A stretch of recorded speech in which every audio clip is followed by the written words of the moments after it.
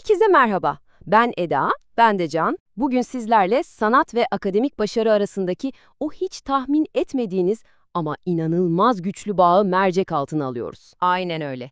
Yaratıcılığın sırlarını çözeceğimiz bu harika analize hazırsanız, haydi başlayalım. Şimdi size bir soru. Çocuklarımıza sürekli ne diyoruz? Kalıpların dışında düşün, yaratıcı ol. Sonra ne yapıyoruz peki? Onları alıp tek bir doğru cevabı olan testlerin önüne oturtuyoruz. Yani bu kocaman bir çelişki değil de ne? Hem de nasıl bir çelişki? Peki Eda, ya bu kör düğümün çözümü hiç aklımıza gelmeyecek bir yerde, şöyle bir boya fırçasının ucunda, yani bir resim dersinde saklıysa?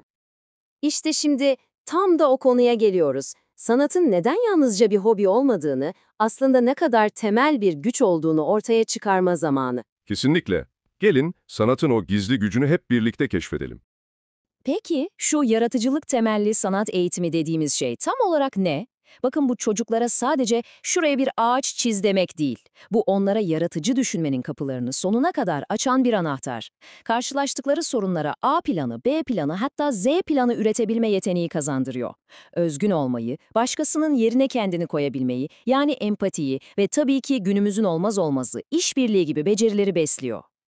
Tamam, kulağa harika geliyor ama bana kanıtla gel diyenler vardır mutlaka. İşte şimdi en sevdiğim bölüme, yani somut verilere geliyoruz. Bakalım araştırmalar ne diyor? Bakın bu çok önemli. Dünyanın en saygın eğitim kurumlarından Cambridge International ne diyor? Sanat ve tasarım, genç zihinlerde yaratıcılığı geliştirir ve onların diğer derslerdeki problemleri çözmelerine destek olur. Yani olay sadece resim dersiyle sınırlı değil. Orada kazanılan bakış açısı bir matematik problemine ya da bir fen deneyine bambaşka bir çözüm yolu buldurabiliyor. Ve bu sadece bir görüş de değil. Türkiye'de 2006 yılında yapılan bir araştırma durumu o kadar net ortaya koyuyor ki sanat eğitimi alan öğrencilerin yaratıcılık düzeyleri almayanlara göre bakın burası önemli ölçüde daha yüksek. Rakamlar konuşuyor, bize de dinlemek düşüyor. İşte tüm bu kanıtlar bizi nereye getiriyor? UNESCO'nun da sürekli altını çizdiği o meşhur 21. yüzyıl becerilerine. Eleştirel düşünme, iletişim, işbirliği, yaratıcılık, sanat işte tüm bu hayati yeteneklerin yeşerdiği en verimli topraklardan biri. Geleceği inşa edecek zihinler sanatın o yaratıcı ortamında yoğruluyor desek yeridir. Harika, teori tamam, kanıtlar tamam. İyi de bu sihirli değnek sınıfa dokununca ne oluyor? Yani pratikte işler nasıl yürüyor? Hadi gelin uygulamalara bakalım.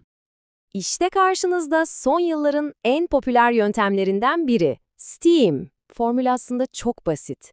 Hepimizin bildiği STEM'i, yani bilim, teknoloji, mühendislik ve matematiği alıyoruz ve tam ortasına kocaman bir A harfi, yani sanatı, art ekliyoruz.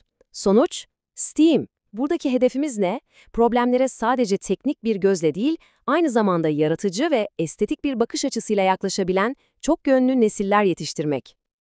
İşte bu STEAM modeli beynimizin iki harika çalışma şeklini bir araya getiriyor. Bilim dersleri genelde yakınsak düşünmeyi tetikler. Yani bir sorunun tek bir doğru cevabına odaklanmayı.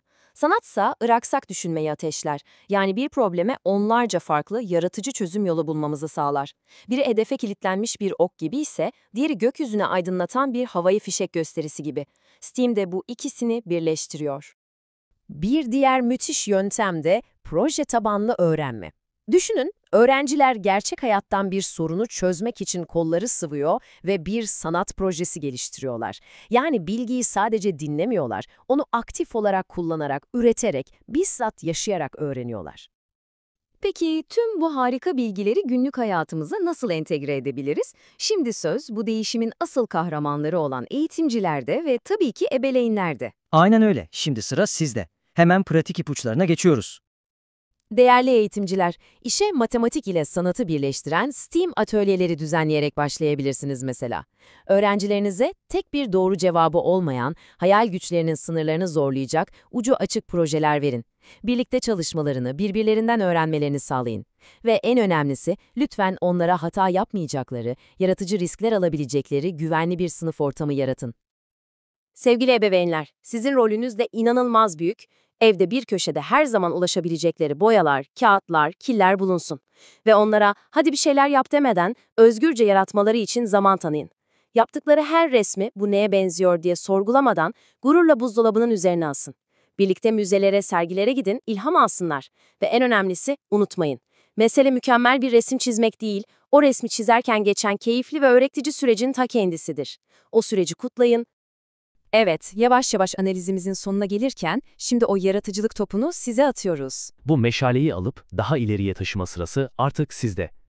Bu arada sizlerle paylaştığımız tüm bu değerli bilgilerin çok özel bir kaynağı var. Bu analiz, yakın sanatın kurucusu, sanat terapisti ve resim öğretmeni Gülpembe Yakın'ın yılların birikimiyle oluşturduğu araştırmalar. ile yapay zekanın muazzam veri analiz gücünün bir araya gelmesiyle ortaya çıkan eşsiz bir sentez. Yani hem insanın sezgisel derinliği hem de teknolojinin analitik gücü bu çalışmada birleşti.